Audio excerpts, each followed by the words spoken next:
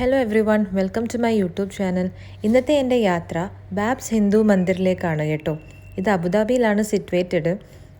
പോകുന്ന വഴിക്ക് നമ്മൾ ഈ കോയിൻ ബിൽഡിങ്ങും കണ്ടു. കാണാൻ നല്ല ഭംഗിയുണ്ട്. അപ്പോൾ അങ്ങനെ നമ്മൾ കുറച്ച് സിറ്റിയിൽ നിന്ന് കുറച്ച് ദൂരമുണ്ട് ഈ ബാബ്സ് മന്ദിറിലേക്ക്. ഞങ്ങളവിടെ എത്തി. കുറച്ച് നടന്നതിന് ശേഷമാണ് മനസ്സിലാവുന്നത് രജിസ്ട്രേഷൻ ചെയ്യാതെ അകത്ത് പ്രവേശനമില്ല എന്ന്. അവിടുന്ന് തന്നെ വേണമെങ്കിലും രജിസ്റ്റർ ചെയ്യാം, അല്ലെങ്കിൽ നമുക്ക് നമ്മളെ ഫോൺ വഴിയും രജിസ്റ്റർ ചെയ്യാം. രജിസ്റ്റർ ചെയ്യാൻ ആവശ്യമായിട്ടുള്ള സാധനം ഒന്ന് നമ്മളെ പാസ്പോർട്ടും പിന്നെ ഇവിടുത്തെ ഗവൺമെൻറ് ഇഷ്യൂ ചെയ്തിട്ടുള്ള എമിറേറ്റ്സ് ID-യും ആണ്.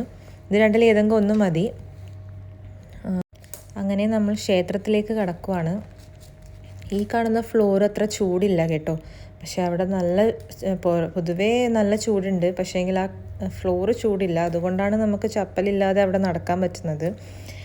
പിന്നെ ക്ഷേത്രത്തിനെക്കുറിച്ച് പറയുവാണെങ്കിൽ ഈ ക്ഷേത്രം നിർമ്മിച്ചത് ബാബ്സ് സ്വാമിനാരായൺ സംസ്ഥയാണ്. ഇത് അബുദാബിയിലെ ആദ്യത്തെ ട്രഡീഷണൽ ഹിന്ദു ടെമ്പിളാണ്.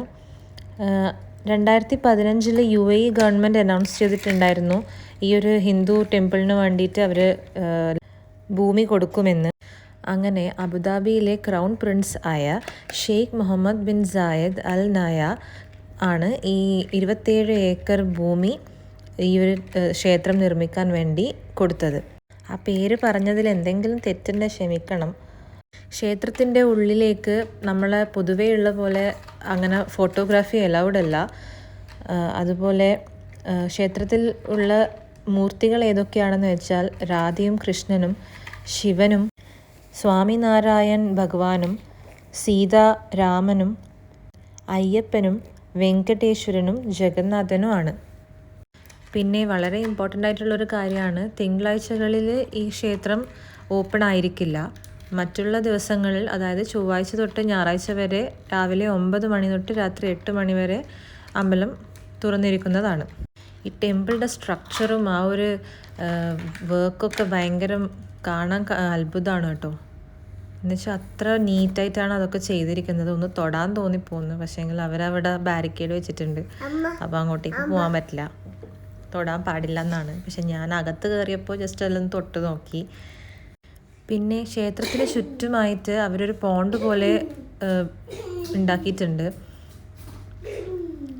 അപ്പോൾ അതുകൊണ്ട് കുറച്ച് ചൂട് സഹിക്കാൻ പറ്റുമെന്ന് വിചാരിക്കുന്നു.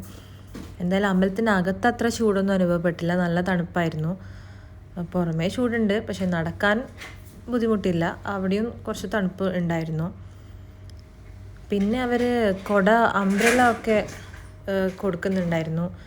അതായത് ആ ഒരു അമ്പലത്തിലേക്ക് വരുന്ന വഴിക്ക് നമുക്ക് നല്ല ചൂട് അനുഭവപ്പെടും. അപ്പം ആ ക്രോസ് ചെയ്യുന്ന വഴിയിലൊക്കെ നമുക്ക് അംബ്രല്ല യൂസ് ചെയ്യാൻ പറ്റും.